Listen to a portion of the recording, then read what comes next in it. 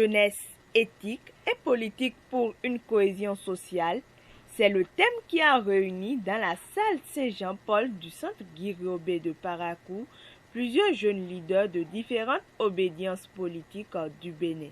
Il s'agit ce samedi 2 juillet 2022 de la rencontre de concertation des jeunes pour un changement de paradigme.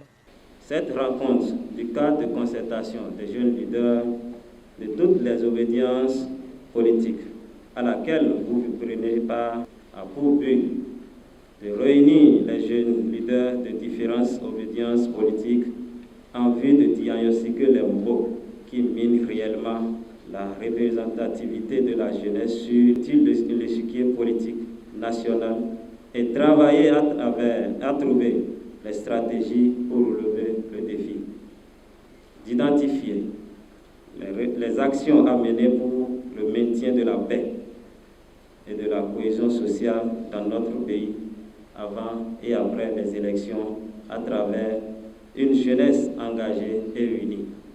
Cette rencontre d'échange sur l'avenir de la jeunesse a été aussi l'occasion pour les anciens d'orienter les jeunes dans leur dynamisme. Si vous faites tout pour vous bâtir, vous aurez votre place, même au milieu de la jeunesse. C'est des questions d'engagement et de conviction. Je rêve d'une jeunesse qui va changer les choses. Je rêve d'une jeunesse décomplexée. La guerre générationnelle, évitez ça. Mais ça ne veut pas dire de suivre. Il y a une différence. Battez-vous pour mériter votre place dans la société, pour que les paradigmes changent. C'est de ça qu'il est question. Ce message sincère du député Bara Sounon a été très bien compris par les jeunes leaders politiques qui ont répondu à l'appel de Mouhamadou Yaya Assouma. Notre président de la République est en train de faire la promotion des jeunes un peu partout dans les institutions, la nomination des jeunes un peu partout.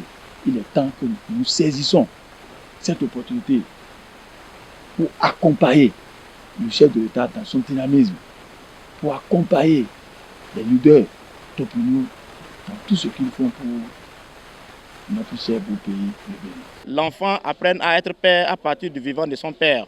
Il ne faut pas que le père meure d'abord avant d'apprendre à devenir papa. La collaboration, la cohabitation entre les aînés politiques et nous, les jeunes, nous pouvons bénéficier beaucoup de leur expérience, de leur expertise pour, n'est-ce pas, nous laisser les valeurs qu'il faut pour pouvoir garder la maison qui est la classe politique. Aujourd'hui, qui dit la jeunesse parle du développement de la nation. Comme eux, ils ont compris qu'il faut unir tous les jeunes de tous les bords politiques afin de réfléchir sur l'avenir de la jeunesse. Il faut féliciter. Nous avons vu que pratiquement tous les partis politiques sont représentés et les jeunes sont sortis massivement pour prendre part à cette assise. Donc cela dénote réellement d'une importance capitale pour la construction de notre pays, le Bénin. Venus des 77 communes du Bénin sur fonds propres, les jeunes ont exprimé ainsi leur volonté de voir les choses changer. Une prise de conscience que le CCJL Bénin a saluée. Nous voyons des jeunes appartenant à tous les politiques, de la mouvance, de l'opposition et même des jeunes appartenant au centre. Tout le monde.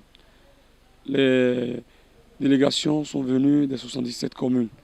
Cela témoigne de la pertinence du problème que les jeunes vivent.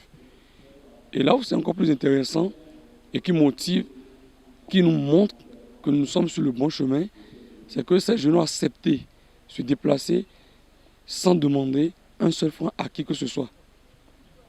C'est la preuve que la jeunesse aujourd'hui devient de plus en plus consciente. De cette rencontre, les avant-projets d'amendement des fondamentaux, de la structuration, des actions, de la vision, la mission, la finalité et les valeurs du cadre de concertation des jeunes leaders du Bénin ont été étudiés et adoptés par les jeunes.